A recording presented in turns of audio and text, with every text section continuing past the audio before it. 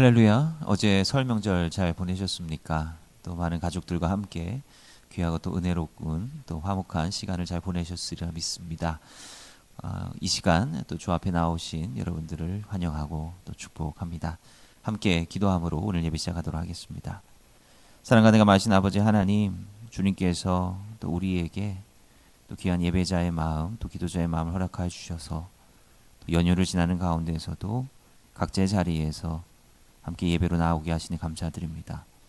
이 시간 주님께서 우리에게 주신 그 말씀을 우리 마음 가운데 온전히 새기게 하여 주시고 좌로나 우로나 치우치지 아니하고 오직 하나님의 말씀을 향해 또 정진하며 나아가는 저희들의 모든 삶이 다 될 수 있도록 주님께서 붙들어 주시고 아버지 역사하여 주시옵소서. 예수님의 이름으로 감사하며 기도드립니다. 아멘. 오늘 함께 나눌 말씀은 느헤미야서 12장 38절부터 43절까지의 말씀입니다. 감사 찬송하는 다른 무리는 왼쪽에서 행진하는데 내가 백성의 절반과 더불어 그 뒤를 따라 성벽 위로 가서 화덕망대 윗길로 성벽 넓은 곳에 이르고 에브라임 문 위로 옛문과 어문과 하나넬 망대와 함메아 망대를 지나 양문에 이르러 감옥문에 멈춤에 이에 감사 찬송하는 두 무리가 하나님의 전에 섰고 또 나와 민장의 절반도 함께 하였고 제사장 엘리야김과 마세야와 미냐민과 미가야와 엘요에네와 스가랴와 하나냐는 다 나팔을 잡았고 또 마세야와 스마야와 엘라살과 우시와 여하난과 말기야와 엘람과 에살이 함께 있으며 노래하는 자는 크게 찬송하였는데 그 감독은 예스라이야라. 이날에 무리가 큰 제사를 드리고 심히 즐거워하였으니 이는 하나님이 크게 즐거워하게 하였음이라. 부녀와 어린아이도 즐거워하였으므로 예루살렘이 즐거워하는 소리가 멀리 들렸느니라. 아멘. 오늘 성경의 말씀은 느헤미야서 전체에서 가장 감격스럽고 정말로 기쁜 그 사건, 그 역사를 증언하고 있습니다. 그 역사는 무엇입니까? 바로 성벽을 봉헌하는 봉헌식 장면입니다. 또 느헤미야서 12장에도 수많은 이름과 또 많은 내용들이 담겨져 있지만 시간 관계상 일부만을 읽어 드렸습니다. 근데 느헤미야서 12장 한번 전체를 읽어 보시기 바랍니다. 제가 지난번에 말씀드렸죠. 이 긴 이름이 사실 우리에게 사실 발음하기조차도 어려운 이름들이긴 한데 이 낯선 이름들이 가지고 있는 그 의미를 다시 한번 우리가 곱씹어 볼 필요가 있다라고 하는 거예요. 이 이름들은 1차적으로는 이 성경 하나님의 말씀에 기록이 된 거고 그리고 하나님의 마음 가운데 새겨진 것이고요. 그리고 또 우리의 마음 가운데서도 새겨져야 되는 그런 이름들이다라고 하는 거예요. 이것은 우리가 그 문자 그대로 그 이름을 다 기억해야 된다라고 하는 것을 다 암기해야 된다라고 하는 것을 말씀드리려고 하는 것은 물론 아닙니다. 그들이 행했던 그런 헌신과 희생, 그들의 노고가 이렇게 수천 년을 걸쳐서 우리에게 전해지는 것처럼 하나님께서 그것들을 다 기억하신다라고 하는 거예요. 우리가 하는 것들, 우리가 생각하는 것, 행하는 모든 우리의 삶의 모든 모양들이 하나님 앞에 온전히 기억된다라고 하는 겁니다. 중요한 것은 어떠한 모양으로 기억될 수 있느냐. 이게 중요하다라고 하는 말씀을 드렸습니다. 이 수많은 이름들을 우리가 함께 좀 살펴보면서 다시 한번 읽어보면서 우리 삶을 다시 한번 좀 결단하는 그런 시간이 되었으면 좋겠습니다. 자, 그런데 여기서 또 중요한 것은 뭐냐면 사람들이 정말로 즐거워하고 기뻐하잖아요. 이 성전 봉헌식을 하고 이 성벽 주변을 이렇게 행진하면서 이 하나님께서 우리를 인도하셔서 이렇게 역사해 주셨다라고 하는 것을 지금 감격하고 있지 않습니까? 근데 저들이 느꼈던 이 감격과 감동이 우리에게도 동일하게 전해지고 있습니까? 우리가 이걸 좀 한번 생각해 봐야 된다라고 하는 거예요. 지금 느헤미야서를 우리가 읽을 때 이 느헤미야서에 나타나 있는 이 성경의 기록은 우리에게 도대체 어떠한 마음으로 다가오느냐, 어떠한 느낌으로 다가오느냐라고 하는 거예요. 그저 과거의 역사책 우리가 읽듯이 과거에는 이런 일이 있었구나 라는 식으로 여러분들 받아들이십니까? 아니면 이것이 진정으로 우리의 역사다 이렇게 생각이 되십니까?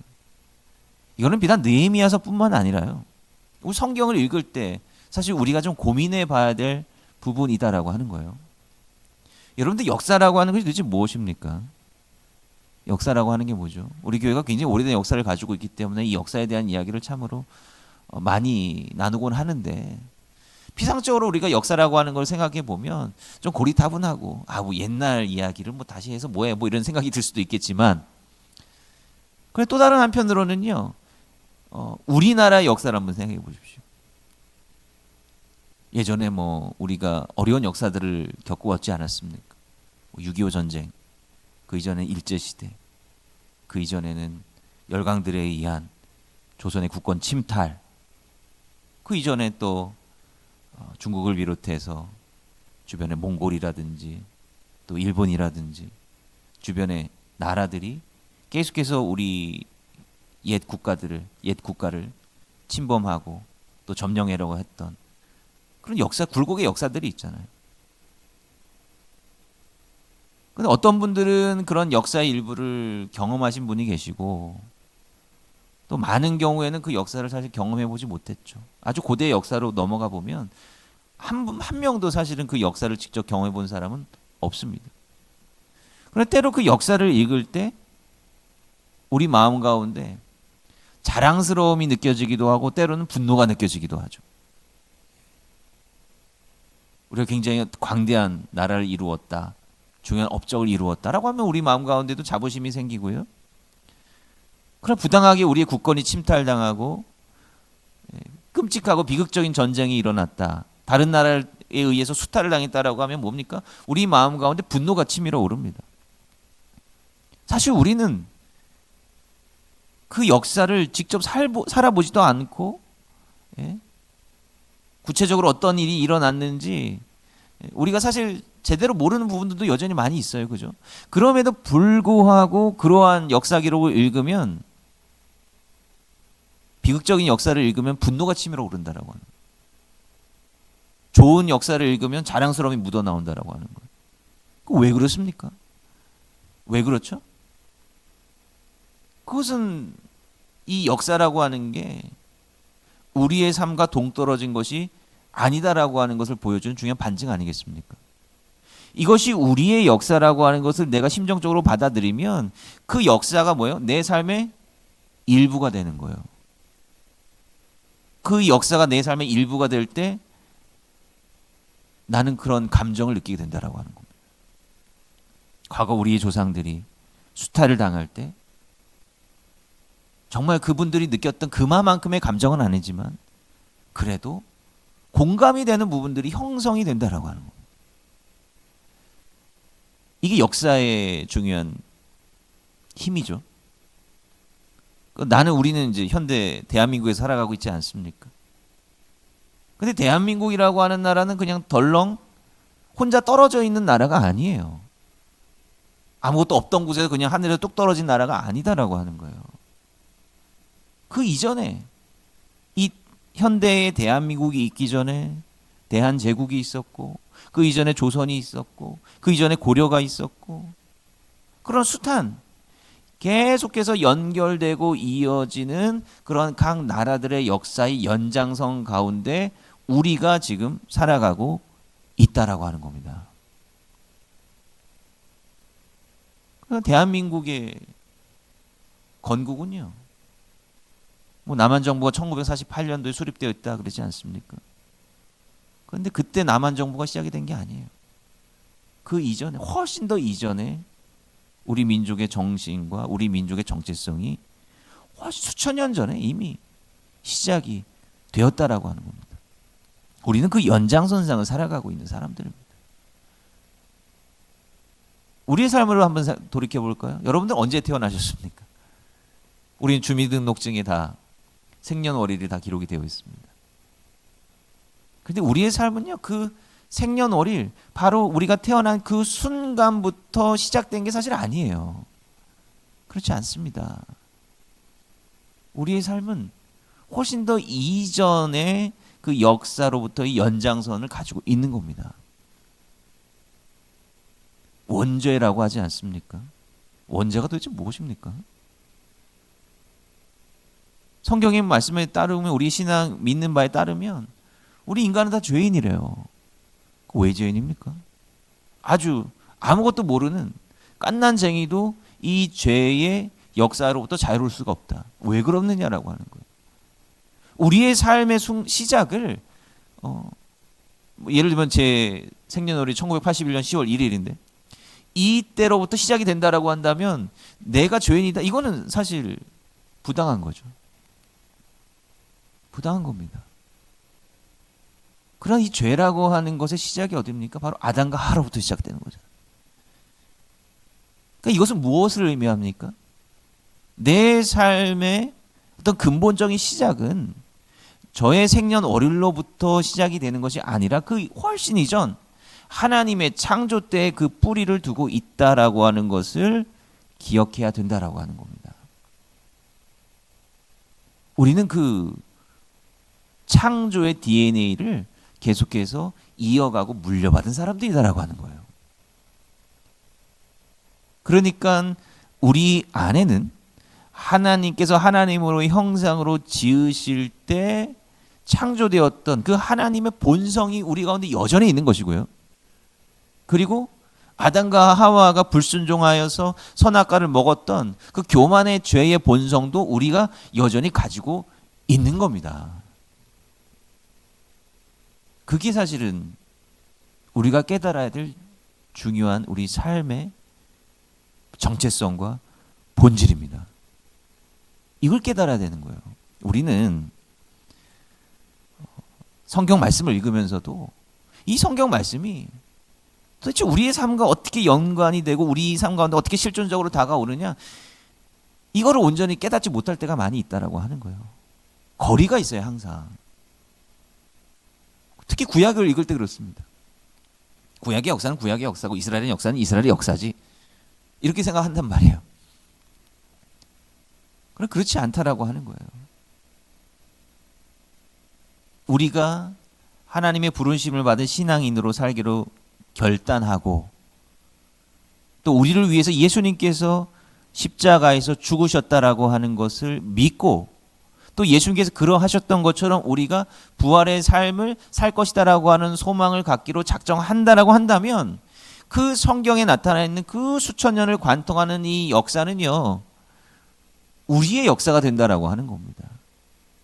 지금 이 시간 우리 가운데 역사하고 있는 그 실존적인 역사가 된다라고 하는 것을 우리가 분명히 깨달아야 된다라고 하는 거예요. 그래야 성경 말씀을 읽을 때 은혜가 되는 겁니다.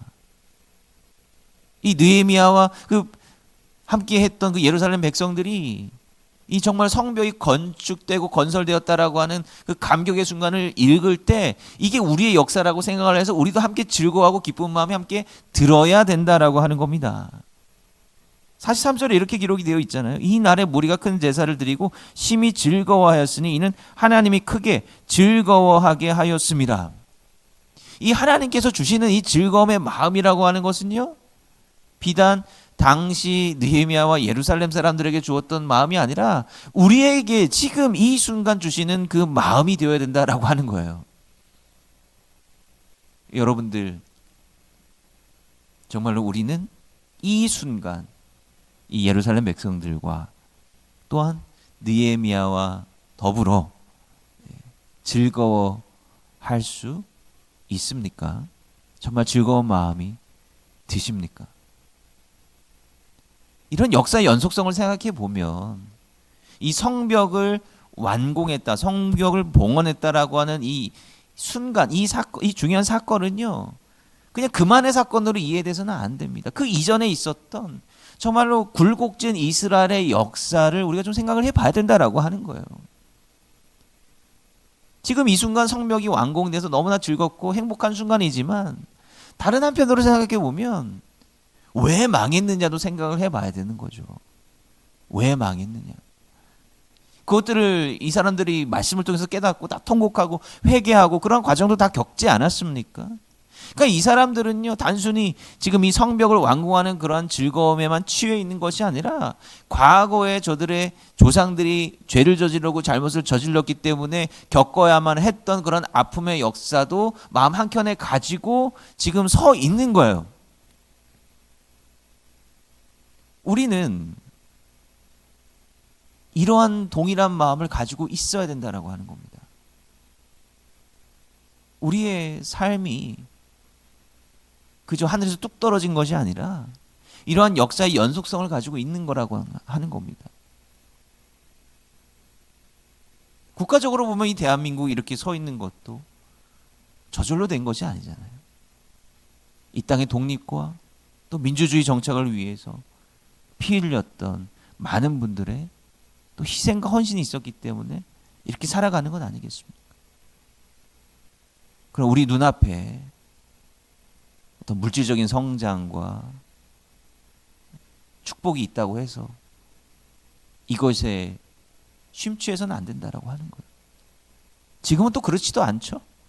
그거에만 심취해 있다고 보니까 그것이 뭐예요? 부메랑처럼 우리에게 다시 돌아와서 심각한 또 경제적인 위기를 또 맞이하고 있는 것 아니겠습니까? 우리는 이게 역사인식이죠. 우리는 항상 과거에 있었던 일들이 계속해서 반복하여서 일어나고 있다라고 하는 사실을 분명히 목도하고 깨달아야 된다라고 하는 겁니다. 신앙의 역사도 그러한 것 아니겠습니까? 이 성경을 통해서 우리는 하나님께서 이스라엘 백성들을 통하여서 어떻게 역사에 오셨는지를 분명히 목도하고 있어요.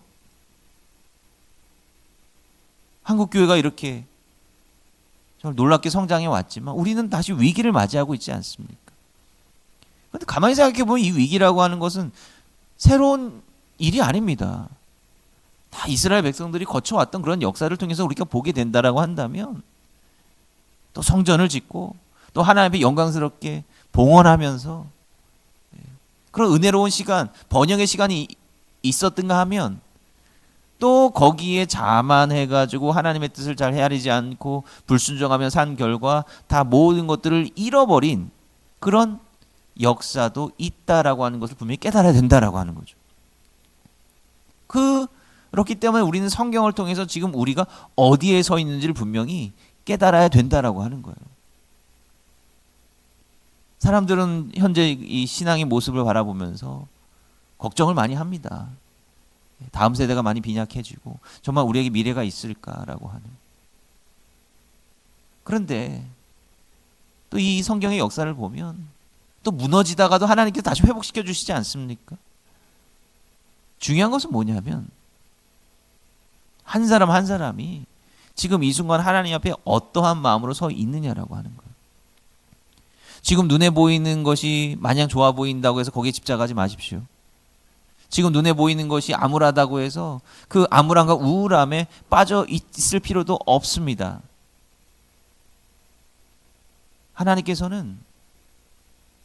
바라보시는 것은 뭐냐면 지금 이 순간 우리가 어떠한 마음으로 서 있느냐라고 하는 거예요. 우리가 하나님 앞에 온전한 마음으로 정말로 영적인 분별력을 가지고 이 세상을 살아가기 위해서 우리가 해야 될 것이 뭐냐면 말씀을 읽고 그 말씀의 역사를 통해서 전해지는 그 교훈이 우리 삶 가운데 우리 마음 가운데 깊이 새겨지게 만드는 겁니다. 그래야 우리는 분별할 수가 있는 거예요. 그래야 우리 눈앞에 보이는 이 현실들에 흔들리지 않는 겁니다. 과거에서 역사하셨던 하나님께서는 동일한 방식으로 지금 이 순간 역사하신다라고 하는 것을 분명히 깨달아야 된다라고 하는 거예요. 그러기에 우리가 성경을 읽고 또 열심히 묵상하고 또 하나님의 뜻을 이 말씀을 통해서 바라볼 수 있는 것 아니겠습니까? 지금 느헤미야와 예루살렘 백성들이 성벽 건축을 다 하고요. 감격스럽게 봉헌식을 하고 있지만 우리는 그 뒤에 어떻게 흘러갔는가 다 아시죠? 다시 실패하지 않습니까? 이 신약 시대로 이제 넘어가게 되는 거죠. 그 신약 시대 때 비춰지는 바리새인들, 뭐 사두개인들, 이 서기관들의 모습을 보면 다시 타락하고 다시 돌아가는 모습.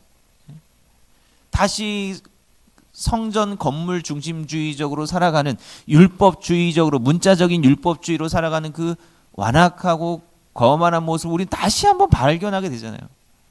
그게 어떻게 됐어요? 다시 무너져 버리지 않았습니까? 아직까지도 성전은 재건되지 못했습니다. 재건될 필요가 없죠. 예수님께서 십자가로 완성을 하셨으니까 우리의 구원을. 그 역사가 반복되었다라고 하는 것을 우리는 이 말씀을 통해서 본다라고 하는 겁니다. 우리는 어려운 시대를 살아가고 있습니다. 기후위기의 시대에 살아가고 있고 영적인 가치가 흔들리고 있는 이 시대 속에서 살아가고 있고 또 나라와 나라 사이 그다음에 나라 안에도 분열하고 싸우고 전쟁을 일삼는 그런 혼돈스러운 시대를 살아가고 있습니다. 앞으로가 걱정이 되기도 합니다. 그러나 중요한 것은